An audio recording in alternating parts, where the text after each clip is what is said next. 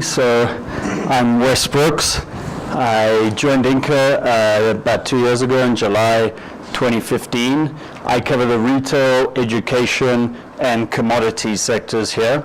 Prior to joining INCA, I spent almost 7 years at Morgan Stanley on the sell side, with the last 3 years covering Latin America, and before that I spent 3 years at PricewaterhouseCoopers in South Africa. I'm a chartered accountant and a CFA charter holder. I speak Portuguese, and at the time I joined INCA I was actually living in Brazil.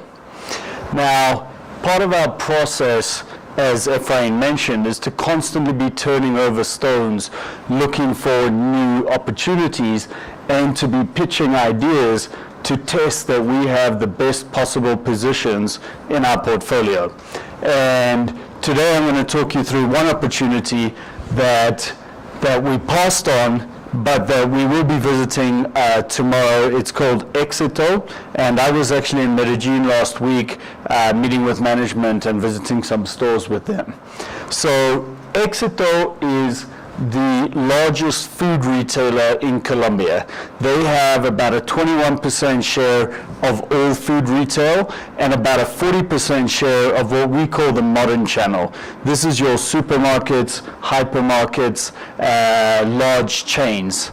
And they've really dominated this sector for years with their hypermarkets and have historically generated a very attractive 4.5% net margin. And to put that in perspective, the sector average is around a 3% net margin. So these guys are good retailers.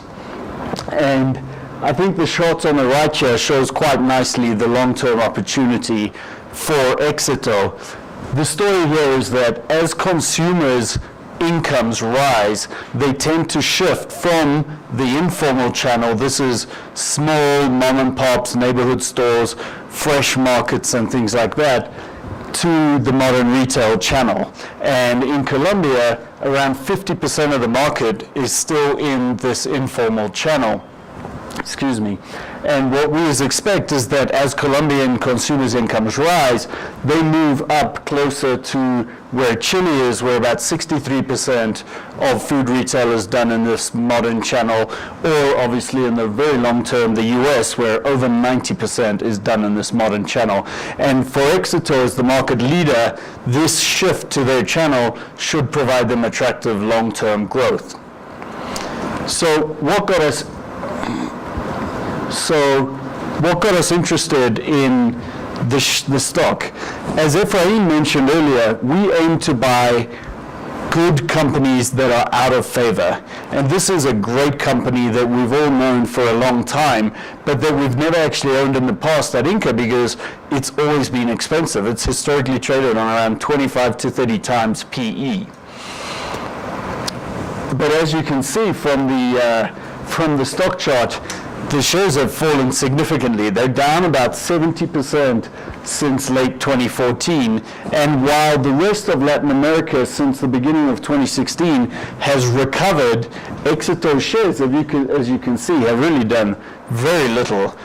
So since the beginning of 2016, Exito has underperformed the Colombian index by 17% and Latin America by 37%.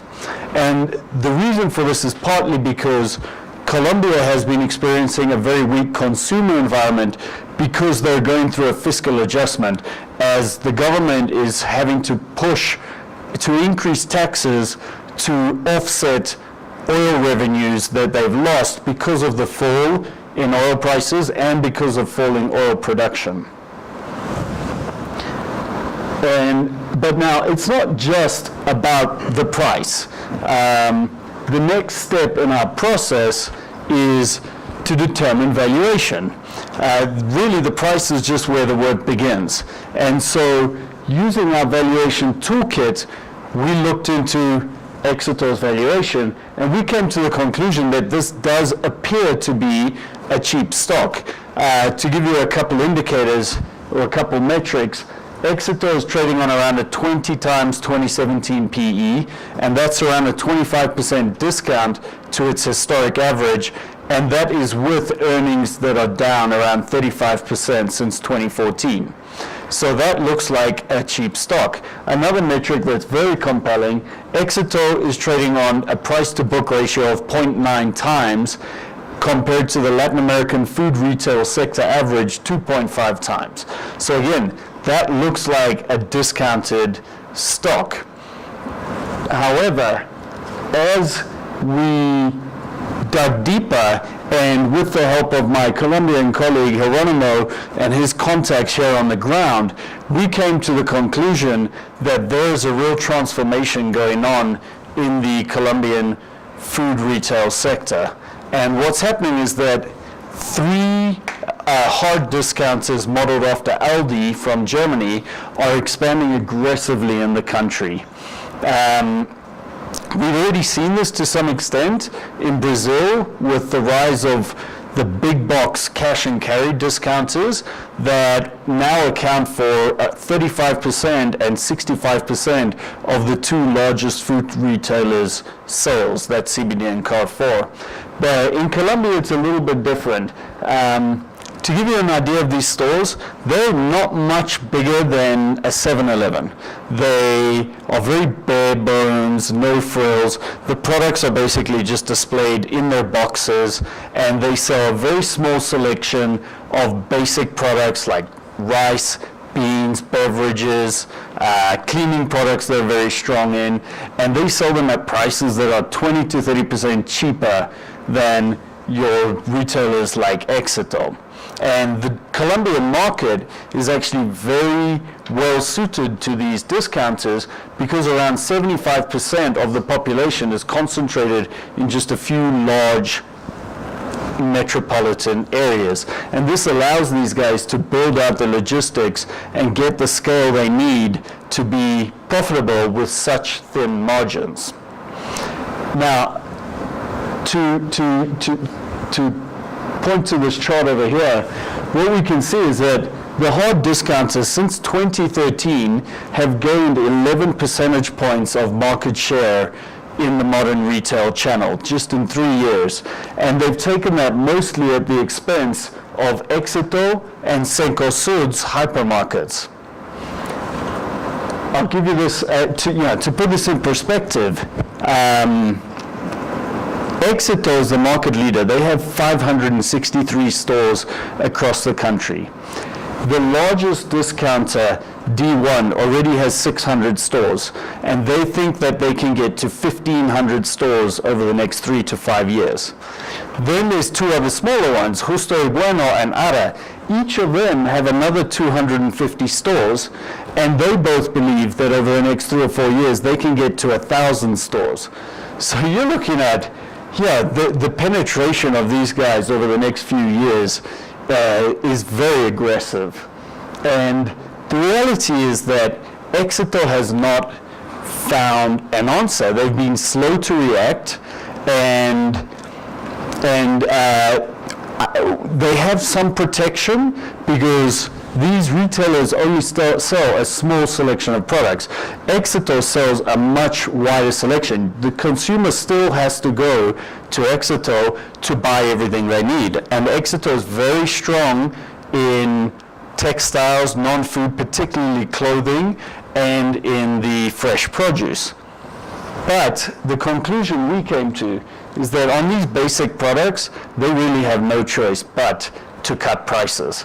And that's what they're now doing. This is what I was in Medellin last week and looking at, is that they are cutting prices on these basic products.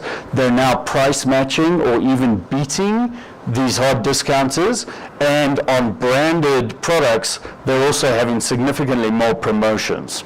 Now, it takes some time to change consumers' perception, and every consumer that I spoke to over the last few days said that, wow, Exito is expensive. It used to be cheap, but now it's expensive.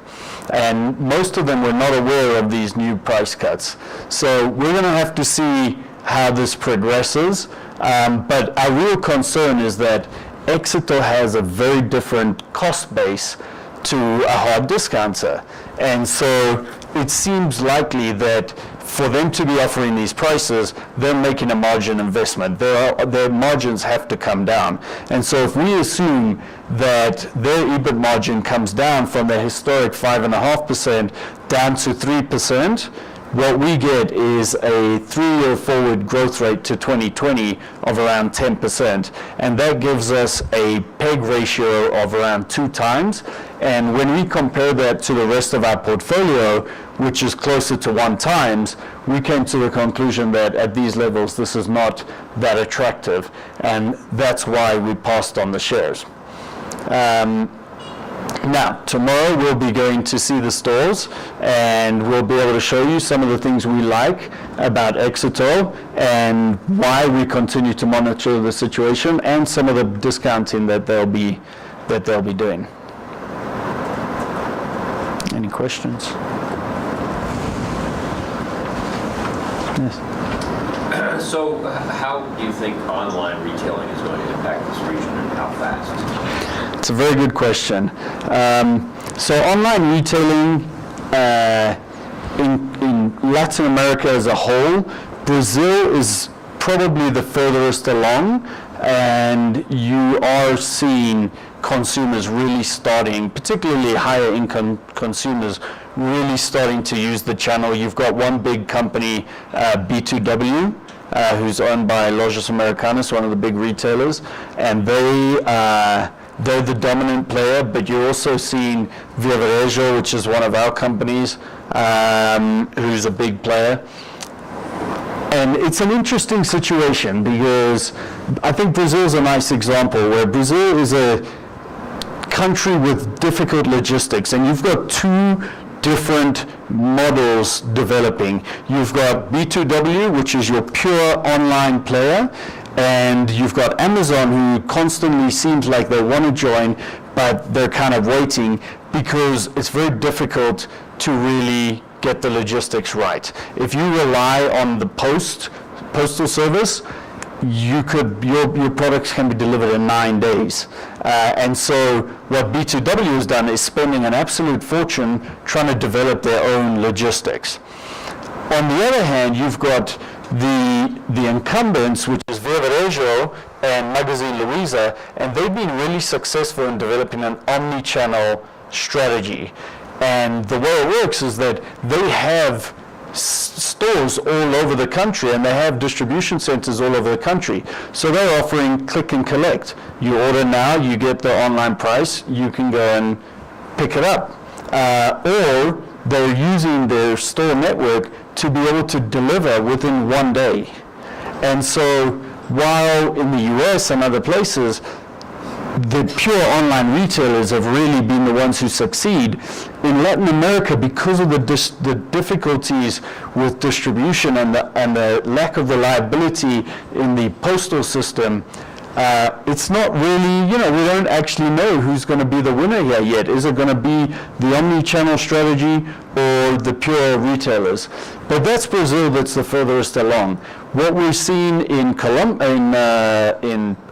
Mexico is interesting because Amazon has been going in there quite aggressively. They've already got 1 distribution center, they're developing another, and in the space of just 2 years, they've gone from 0% share of e-commerce to 6% share of e-commerce. So it seems that Mexico is probably going to be more like what's happened in the US, where Amazon goes in there aggressively. They offer Prime. They're already offering Prime for $20 or something a year, or $30 a year, and you could see certainly in Mexico the existing retailers like Liverpool, who's the biggest department store. We think that those guys really have a tough time ahead of them. When we go into other regions, Colombia, for instance, its e-commerce penetration is very low. Exito is actually the market leader, but I mean, we're talking about 1.5% e-commerce penetration, and what they're doing is the same kind of click and collect. So there is no clear winner yet in e-commerce in Latin America. So it's something that we're following, but it's interesting.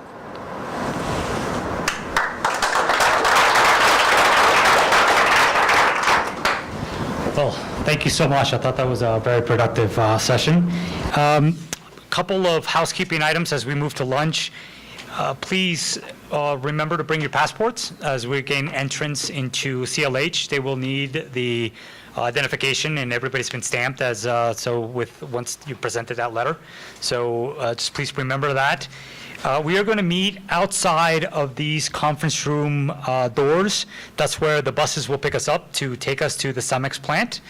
Lunch is now being served where we had breakfast today so it starts at 12:15, which is right now. And just remember to wear jeans, long sleeve shirt, and I think CLH has given us, radioactive gear so that we can make sure that we're safe. Well, I'm exaggerating, but I think there's a lot of safety involved, so they're very cautious and they're very kind to provide us with that. So thank you so much.